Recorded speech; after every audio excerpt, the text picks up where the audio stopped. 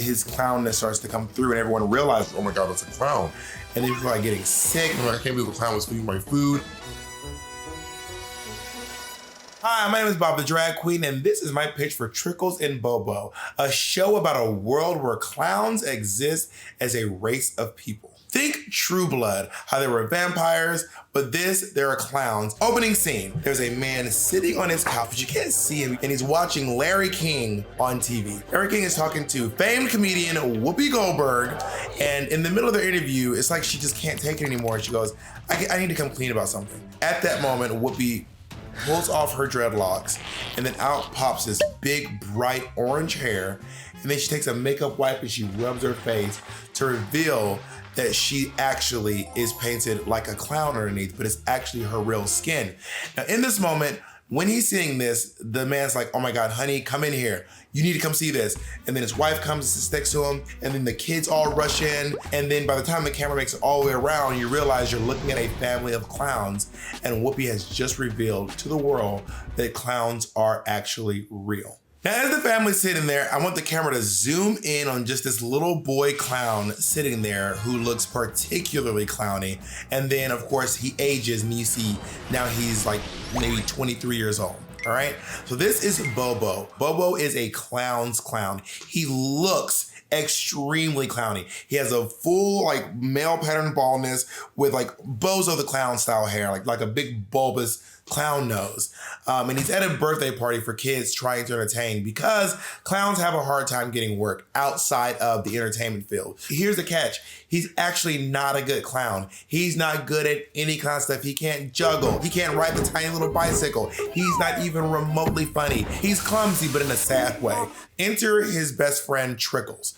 Now, Trickles does not look very clowny. However, Trickles is a very good clown, and without even trying, Trickles walks in and immediately trips over a garden hose, lands on a table, and the kids just go crazy. Now, some cake gets on Bobo's face, so Trickles goes to like squirt the water to get off his face, but of course, it ends up shooting him in the face, and the kids like, this is high clown comedy, we love it. The kids go crazy.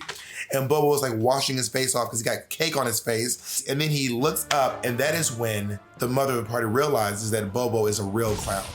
And of course, that is when she shields the children from this clown because she doesn't know much about clowns. And then she calls her husband over, and he's like, listen, funny boy. This is one of the slurs they use against clowns. After this summer job, you realize that Trickles and Bobo are the first clowns to ever be accepted into a university that is not specifically a clown college.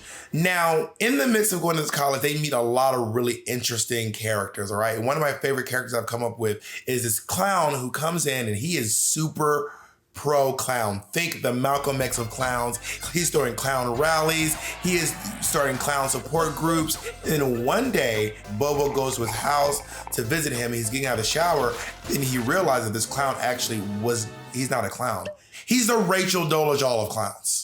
Now, Trickles has been feeling a lot of pressure to become an entertainer because his father is a very famous clown singer. Think Elvis level fame. So in the midst of the season, Trickles is starting to realize that being such a public clown is really starting to have a huge effect on his mental well-being.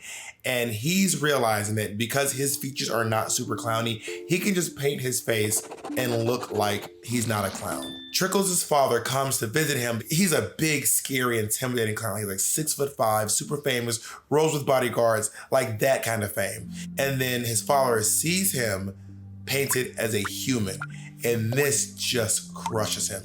And they start arguing back and forth about, why would you do this? I can't believe you're ashamed of what we've given you. In the middle of this, they both storm out of the house. His father is in town to do a gig, and Trickles himself is actually off to go work as a waiter because he dropped out of school because he didn't like the fame that was going around being one of the most famous clowns again in the world. Trickles gets a little bit of water on his face at work, and then his clownness starts to come through, and everyone realizes, oh my God, that's a clown. And then people are getting sick. I can't believe the clown was feeding my food.